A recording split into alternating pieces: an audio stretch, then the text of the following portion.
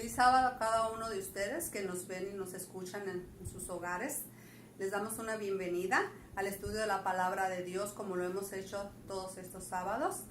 El tema por el pastor Rubén Tenorio, mi esposo. Pero antes de que comencemos, queremos dar un fuerte abrazo de parte de Rubén y parte mía, como lo dábamos cuando nos reuníamos en la iglesia todos los sábados. Que este sea un abrazo fuerte, caluroso, con mucho amor y respeto para todos ustedes. A continuación vamos a tener un canto. Bueno, este canto,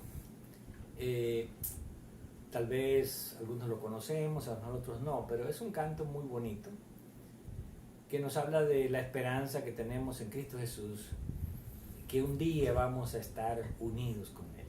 Amén.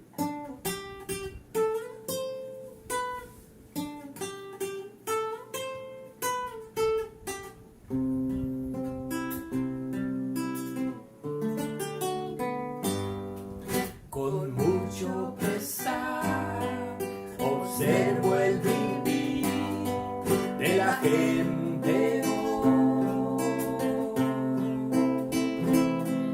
que dicen amarse, pero no conocen amor. Violencia continua, contienda y rencor se ven brillar. Y el mundo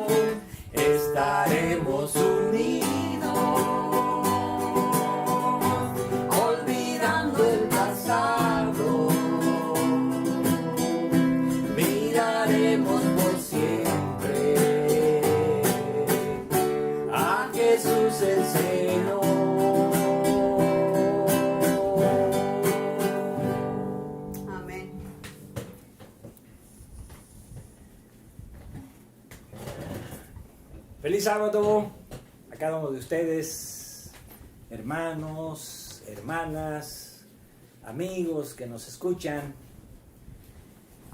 Nos sentimos muy felices cada sábado de compartir el canto con ustedes. Cada sábado tratamos de cantar un nuevo canto. Le agradezco a mi esposa Rosalba que se une y hacemos el esfuerzo de aprenderlo de la mejor manera. Y seguimos adelante con el tema de la salvación. Yo creo que no hay tema más importante en esta vida. No hay propósito, no hay motivo, no hay razón para esta vida si no existe la salvación. Pero gracias a Dios por la salvación en Cristo Jesús. Y nuevamente continuamos hablando acerca de la elección. Aquellos que han sido elegidos, que han sido predestinados por Dios para cumplir su propósito. Y estamos hablando de unos personajes más interesantes del Antiguo Testamento, que es la predestinación del rey Ciro de Persia. La semana pasada vimos cómo Ciro fue predestinado. Pero antes de ser predestinado, Ciro estuvo en la presencia de Dios. Dios lo conoció desde antes que él naciera. De acuerdo a lo que vimos en Isaías capítulo 44 y capítulo 45. Y Dios lo predestinó. O sea, Dios creó un propósito, un plan para el rey Ciro, para que él pudiera cumplir el plan de Dios, no solamente para ayudar a su pueblo, sino también para que él pudiese alcanzar la salvación. Y vemos cómo Dios le hace el llamado a Ciro. Eso lo vimos en el libro de Segunda de Crónicas, capítulo 36, donde Dios le habla al pensamiento, le habla a la mente de Ciro, porque el texto dice que Dios despierta el espíritu de Ciro. Así que Dios lo llama. Dios lo llama no en persona, pero Dios le habla a su corazón, le habla a su pensamiento. Y vemos cómo Ciro responde al llamado de Dios. Él hace una buena elección, porque Ciro mismo dice que Dios le ha pedido, Dios lo ha elegido para que él reconstruya la ciudad de Jerusalén y le construya un templo. Y entonces Ciro comienza a cumplir el propósito de Dios. Pero hablamos la semana pasada cuán importante no solamente es comenzar a cumplir el propósito de Dios, sino cumplirlo toda nuestra vida y finalmente terminarlo. ¿Por qué? Porque hemos visto cómo algunos que fueron llamados cumplieron a medias el propósito de Dios, se quedaron a medio camino. Y cómo algunos definitivamente no lo cumplieron. Pero estamos hablando del rey Ciro. Parecía que todo iba bien, parecía que todo estaba saliendo de acuerdo al propósito de Dios, y que Ciro estaba cumpliendo con la elección que él mismo había hecho de cumplir con el plan de Dios para su pueblo. Y vimos en el libro de Esdras, en el capítulo 1, vamos al libro de Esdras, capítulo 1, cómo en el primer año de Ciro se empieza a cumplir el propósito de Dios para su pueblo. Y vimos también cómo Ciro fue motivado a cumplir ese plan de Dios. Y tenemos aquí el Esdras capítulo 1, versículo 1, que dice: en el primer año de Ciro, rey de Persia, para que se cumpliese la palabra de Jehová por boca de Jeremías, despertó Jehová el espíritu de Ciro, rey de Persia. Ahí está el llamado, el cual hizo pregonar de palabra y también por escrito por todo su reino, diciendo: así ha dicho Ciro, rey de Persia, Jehová, el Dios de los cielos, me ha dado todos los reinos de la tierra y me ha mandado que le edifique casa en Jerusalén, que está en Judá. Quien haya entre vosotros de su pueblo, sea Dios con él, y suba a Jerusalén, que está en Judá, y edifique la casa de Jehová de Israel. Él es Dios, el cual está en Jerusalén. Aquí vemos cómo Ciro comienza a cumplir con el propósito de Dios. O sea, Ciro hace la elección correcta y comienza a cumplir. El primer año viene una gran multitud, miles de personas que salieron de Babilonia, vinieron hasta Jerusalén para cumplir con el propósito de Dios. Y vemos que el instrumento es Ciro, rey de Persia. El segundo año, las cosas están bien. Cuando vamos al capítulo 3, versículo 8, encontramos que en el segundo año de su venida a la casa de Dios en Jerusalén, en el mes segundo, comenzaron Zorobabel, hijo de Salatiel, Jesúa, hijo de Josadac, y los otros sus hermanos, los sacerdotes y los levitas, y todos los que habían venido de la cautividad a Jerusalén, y pusieron a los levitas de 20 años arriba para que activasen la obra de la casa de Jehová. Aquí podemos ver algo interesante. Y esto que podemos ver es que hay un cumplimiento múltiple del propósito de Dios. Cuando Dios tiene un propósito, Dios no siempre elige a una sola persona. Dios involucra a muchas personas en un propósito. Y en este caso, vemos que Ciro fue el primer involucrado, el primer predestinado. Pero ahí habían más personas que también para las cuales Dios tenía un propósito, aunque no se escribe aquí, pero Dios lo sabía. Y entre esas personas están todas las personas que salieron de la cautividad de Babilonia para venir a reconstruir la ciudad de Jerusalén. Todas estaban cumpliendo con el propósito de Dios. Y entre los dirigentes que Dios eligió estaba Zorobabel, que era el gobernante, el líder del pueblo que venía. Y también encontramos al sumo sacerdote Josué, que era el líder espiritual de todo este pueblo. Así que Dios le había dado a cada persona una tarea distinta. Ahí también estaban los sacerdotes, estaban los levitas. En otras palabras, cuando Dios desea cumplir un plan, un propósito, Dios no solamente utiliza a una persona.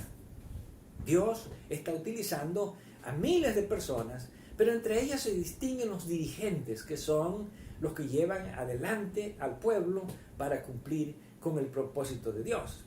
Sin embargo, al enemigo no le gusta que los propósitos de Dios se cumplan. Y aquí vemos cómo en el capítulo 4 comienzan los problemas para que se cumpla el propósito de Dios.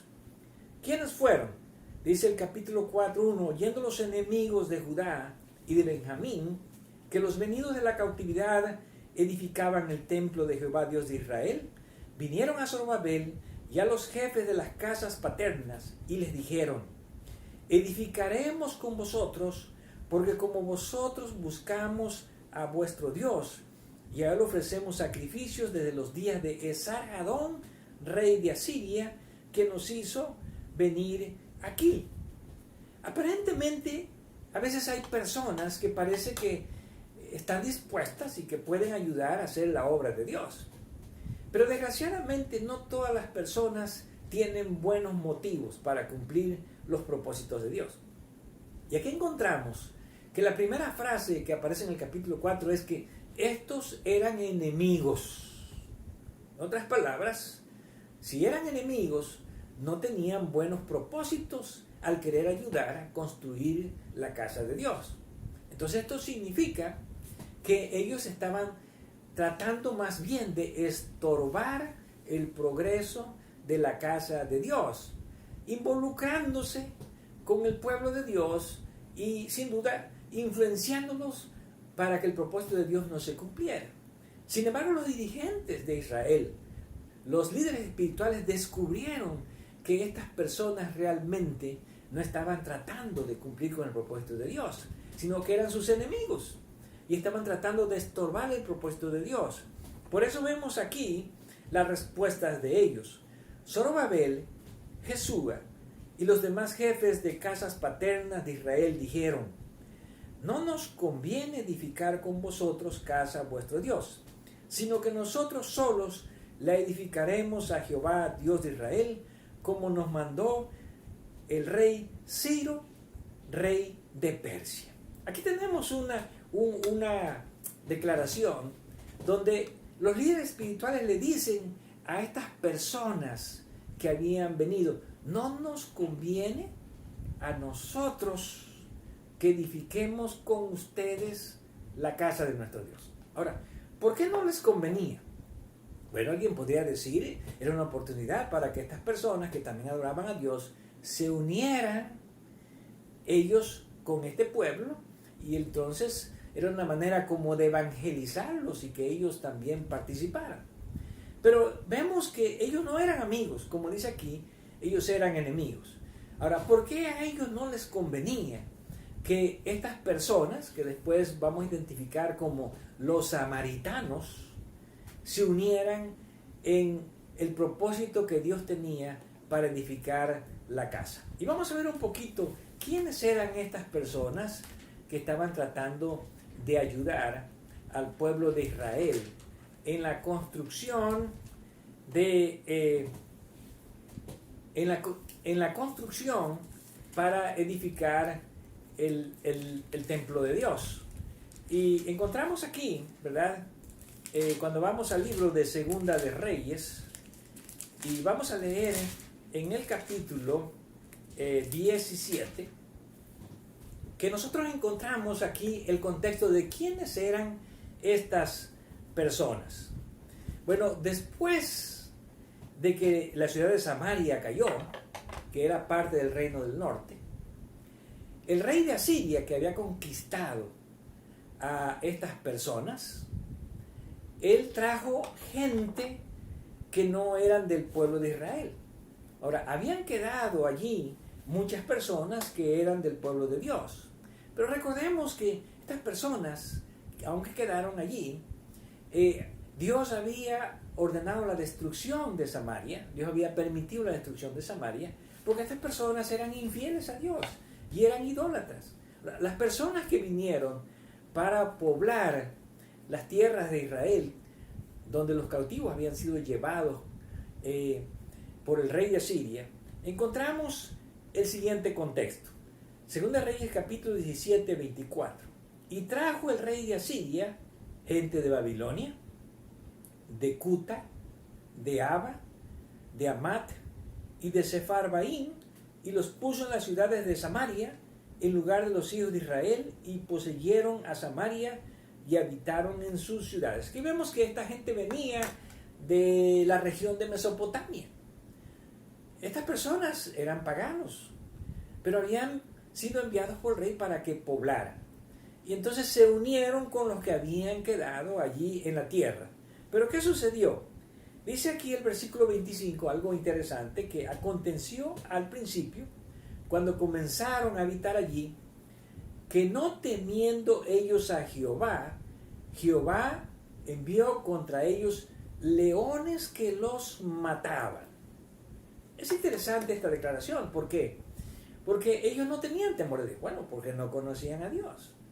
Pero entonces había leones que los mataban. Aquí dice que Dios los envió. Bueno, hemos aprendido que Dios no necesariamente envía a los leones. Simplemente que Dios, cuando no tiene la protección uno de Dios, pues entonces uno está expuesto a cualquier peligro o cualquier mal. Entonces estos hombres estaban expuestos a los leones. Sin duda que a causa de que la gente se había ido, pues los leones crecieron y entonces comenzaron a matar a estas personas. Esto preocupó a estas personas y les dijeron pues al rey de Asiria, dice el versículo 26, las gentes que tú trasladaste y pusiste en las ciudades de Samaria no conocen la ley del Dios de aquella tierra. Y él ha echado leones en medio de ellos, y aquí que los leones los matan porque no conocen la ley del Dios de la tierra. Y el rey de Asiria mandó diciendo, llevad allí a algunos de los sacerdotes que trajisteis de allá, y vaya y habite allí, y les enseñe la ley del Dios del país. Y vino uno de los sacerdotes que habían llevado cautivo de Samaria, y habitó en Betel, y les enseñó cómo habían de temer a Jehová. Bueno, hasta aquí parece que el relato se ve bien. ¿Por qué? Porque el rey de Asiria entendió que los leones estaban matando a estas personas porque ellos no tenían temor de Jehová, temor de Dios. Y porque no conocían la ley de Dios, no conocían los mandamientos de Dios. Entonces, la idea que tuvo el rey de Asiria fue, bueno, tomen un sacerdote de los que han sido traídos cautivos y envíenlos para que él les enseñe la ley de Dios. Así que vino un sacerdote para enseñarles cómo debían de temer a Dios. Sin embargo, el problema aquí que viene enseguida es un problema que no solamente se generó en aquellos tiempos, sino que se ha generado también en nuestros días. ¿Por qué? Porque estas personas sí querían conocer a Dios, pero había un problema. ¿Cuál era el problema? Dice aquí en el versículo 29, pero cada nación se hizo sus dioses y los pusieron en los templos de los lugares altos que habían hecho los de Samaria, cada nación en su ciudad donde habitaba. Los de Babilonia hicieron a Sucot Benot, los de Cuta hicieron a Nergal, los de Amat hicieron a Asima, los hebeos hicieron a Nibas y a Tartac, los de Sefarbaim quemaban sus hijos en el fuego para adorar a Dramelec y a Anamelec, dioses de Sefarbaim. Temían a Jehová e hicieron del bajo pueblo sacerdotes en los lugares altos, que sacrificaban para ellos en los templos de los lugares altos. Temían a Jehová y honraban a sus dioses según las costumbres de las naciones donde habían sido trasladados. Aquí encontramos un problema grave con esta gente. Recuerden que estamos viendo a la gente que estaba tratando de ayudar a construir el templo. Y el problema grave que ellos tenían era que ellos no solamente querían servir a Dios, sino que querían servir a Dios y también querían servir a sus dioses. Así que ellos querían tener a Dios, pero también querían tener sus dioses. En otras palabras, ellos no querían abandonar sus dioses, no querían abandonar sus costumbres paganas. Así que hicieron la decisión, bueno, vamos a honrar a Dios, vamos a temer a Dios, pero también vamos a tener nuestros dioses. Ahora, ¿se puede servir a Dios de esa manera? Bueno, recordamos las palabras de Jesús, allá en Mateo capítulo 6. No se puede servir a dos señores. O nosotros servimos a Dios o servimos a otros dioses. En otras palabras, Dios no comparte con otros dioses su honra, su gloria, porque Dios es único y porque Dios es el único Dios que tiene que ser reconocido. Ahora, este fenómeno que encontramos aquí en este tiempo, tal vez lo podemos encontrar hoy día también. Hay muchos cristianos que quieren servir a Dios, pero que también quieren tener sus propios dioses. En otras palabras, quieren honrar a Dios, pero también honran a sus dioses. Entonces, ¿será que de esa manera se sirve realmente a Dios? ¿O puede Dios recibir la adoración, el temor de personas que le sirven a Él, pero que también están sirviendo a otros dioses? Bueno, vamos a seguir con el relato. Y dice el versículo 34, hasta hoy hacen como antes, ni temen a Jehová, ni guardan sus estatutos, ni sus ordenanzas, ni hacen según la ley y los mandamientos que prescribió Jehová a los hijos de Israel, el cual puso el nombre de Israel, con los cuales Jehová había hecho pacto y les mandó diciendo, no temeréis a otros dioses, ni le adoraréis, ni le serviréis, ni le haréis sacrificio. Así que, ¿cuál es la declaración que hace la Escritura? Bueno, que realmente mientras las personas sirvan a otros dioses, no están sirviendo a Dios, no están temiendo a Dios, no están honrando a Dios. Aunque ellos digan que lo honren, aunque le hagan servicio, aunque les hagan culto, aunque les hagan templos a Dios, si se honra a otros dioses, aquí dice, no se puede honrar a Dios, no se está temiendo a Dios.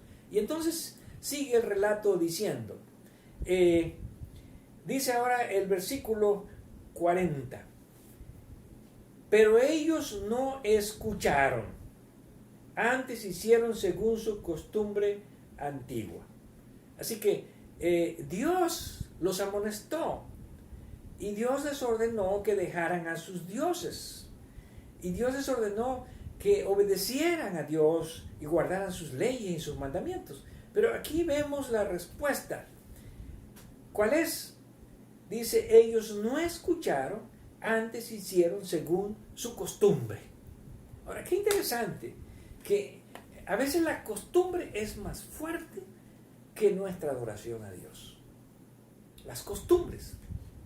Vemos que muchos cristianos quieren aceptar a Dios, quieren aceptar el cristianismo sin dejar sus costumbres. Y por eso vemos que a menudo en la iglesia donde se adora a Dios hay costumbres paganas, donde se está adorando a deidades o a dioses paganos. Pero Dios les dio a conocer a estas personas que esa no era su voluntad. Dios les dio a conocer que ellos debían solamente servir a Dios. Pero lo que aquí encontramos es que ellos no quisieron escuchar a Dios. ¿Por qué? Porque sus costumbres eran muy fuertes y ellos no querían abandonarlas para servir a Dios. Y dice el versículo 41, así temieron a Jehová aquellas gentes y al mismo tiempo sirvieron a sus ídolos y también sus hijos y sus nietos, según como hicieron sus padres, así hacen hasta el día de hoy. Bueno, al final ellos se quedaron con lo que ellos querían. Ellos temían a Dios, como ya vimos, pero realmente ni le estaban temiendo, pero también servían a sus dioses. Ahora, estas son las personas que cuando se unieron llegaron a formar lo que conocemos como el pueblo de los samaritanos. Y estas son las personas que querían unirse al pueblo de Dios para ayudarles a construir el templo. Ahora entendemos por qué dice allí en el capítulo 4 de Esdras que a ellos les dijeron, no nos conviene. ¿Por qué no nos conviene? Porque ellos servían a Dios, pero a la vez estaban adorando a otros dioses. Y cuando ellos se unieran, iban a traer esas costumbres paganas al pueblo de Israel, e indudablemente iban a corromper la adoración verdadera a Dios, y con eso iban a frustrar el plan de Dios. Así que el enemigo los estaba usando para que ellos, al entrar a ayudar, realmente introdujeran la falsa religión que ellos tenían, que aparentemente ellos dicen, nosotros desde los días de Sarhadón, rey de Asiria, que nos trajo, nosotros hemos temido a Dios. Pero ya vimos que realmente no lo adoraban, no lo temían, y por lo tanto estas personas no estaban cumpliendo con el propósito de Dios. Ahora, ¿qué aprendemos de todo esto? Una lección muy importante. La primera es que estas personas que vinieron de Babilonia para cumplir con el propósito de Dios estaban tratando de seguir la adoración verdadera. En segundo lugar, encontramos que al enemigo no le gusta la adoración verdadera. Y entonces él incitó a estas personas para que vinieran aparentemente a ayudar, pero realmente ellos venían a estorbar y a corromper la verdadera religión. ¿Por qué? Porque venían con sus costumbres paganas. ¿Qué aprendemos? También aprendemos que el pueblo de Dios pudo descubrir el verdadero plan que había detrás de ellos. Ellos no podían aceptar que una religión que aparentemente era verdadera, pero que realmente era falsa, se uniese con ellos para cumplir el propósito de Dios. Bueno, hasta aquí las cosas parecen estar bien. Pero vamos a ver cómo aún cuando todo parece estar bien, el propósito de Dios parece que está llegando a una escala, a un punto donde se va a frustrar. ¿Qué es lo que viene a frustrar el propósito de Dios? Bueno, eso lo vamos a ver en nuestra próxima exposición. Pero por ahora aprendemos estas 3 lecciones importantes. ¿Cuáles son? Cuando nosotros nos comprometemos con Dios, nos comprometemos solamente con Dios, no con nuestras costumbres ni con nuestros dioses. Cuando nosotros tratamos de servir a Dios, nosotros no vamos a aceptar que se introduzcan costumbres idólatras o paganas dentro de la religión verdadera. Y en tercer lugar, aunque algunas personas parecen que quieren ayudarnos, Dios nos puede ayudar a descubrir los verdaderos propósitos. Y no podemos aceptar ni unirnos con personas que no quieren escuchar a Dios ni quieren aceptar la adoración verdadera de Dios. Que Dios nos ayude y recordemos que estamos en la elección y viendo cómo Dios quiere cumplir su propósito a través del rey Ciro, a través de los líderes religiosos de Israel y a través de todo el pueblo, los miles que vinieron. Y vemos también cómo el enemigo está tratando de frustrar los planes de Dios. ¿Podrá frustrar el enemigo los planes de Dios? ¿Es posible que los planes de Dios no se cumplan porque el enemigo ponga obstáculos y barreras? Bueno, eso lo vamos a estudiar en nuestra próxima exposición que tendremos acerca de la elección y el cumplimiento del propósito de Dios. Que el Señor nos siga bendiciendo, que podamos seguir disfrutando de este hermoso sábado.